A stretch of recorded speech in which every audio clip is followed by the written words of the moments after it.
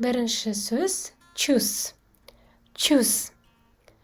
Бұл сөз көбінесе бейресми жағдайларда қолданылады, яғни достар арасында, өзіңіз жасыңыз шамалас адамдардың арасында айтуға болады.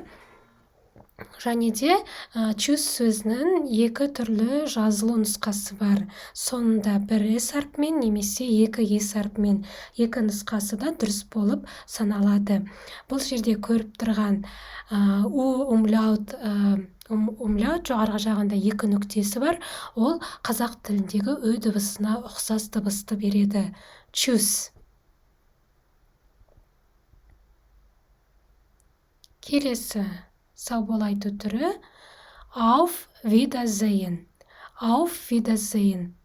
Бұл сөздің алдыңғы сөзден айырмашылығы, бұл сөзді көбінесе ресми жағдайларда қолданамыз. Жұмыс орнында, кеңселерде, жиындарда сау бол айтқан кезде осы сөзді қолдану кең таралған.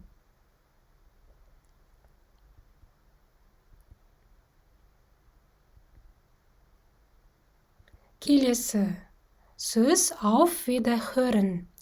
Auf Wiederhören.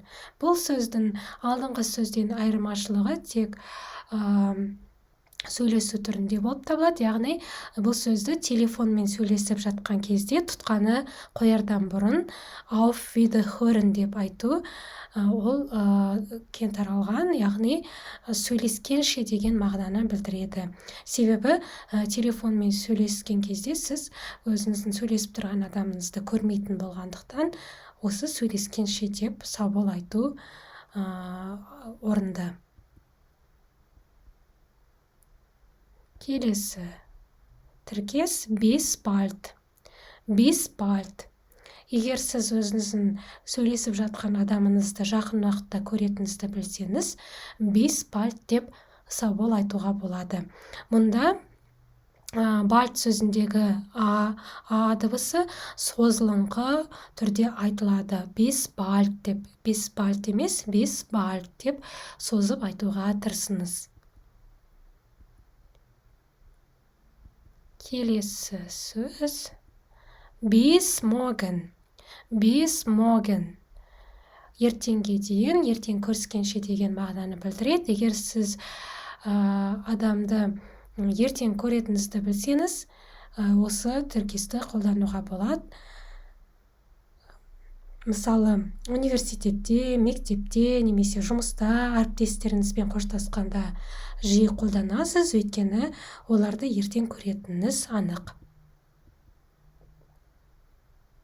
Келесі сау бол айту түрі bis später. Bis später. Кейінірек көріскенше деген мағынаны білдіреді.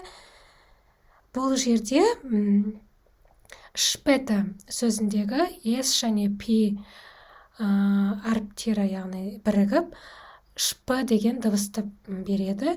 Оны жақсылап есіңізге сақтап алыңыз, себебі бұл неміс акцентін дұрыс қалыптастыруға көмектеседі. Bis später. Осындай с және п әрпінен басталатын көп сөздер бар неміс тілінде. Келесі bis dann. Bis dann. Бұл да кейінірек көріскенше деген мағынаны білдіреді.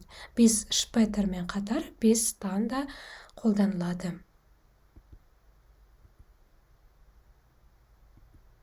Келесі тіркес schönen Tag noch. Schönen Tag noch. Германияда мысалы дүкеннен шығып бара жатқанда, кассирмен қоштасқанда немесе жұмыста әріптестеріңізге айтуға болады сәтті күн тілеу үшін. Schönen Tag noch. Күніңіз сәтті өтсін деген мағынаны білдіреді. Біз мына сөзді өткен сабақта өткенбіз. Servus. Ол екі жағдайда да қолдана береді. Сау бол және сәлем деп те Германияның оңтүстігінде негізінен қолданылады. Ал қазір осы бүгінгі сабақта өткен барлық сау бол айту түрлерін бір қайталап өтейік. Choose. Auf Wiedersehen, auf Wiedersehen, auf Wiederhören, auf Wiederhören. Bis bald, bis bald, bis morgen, bis morgen, bis später, bis später, bis dann, bis dann.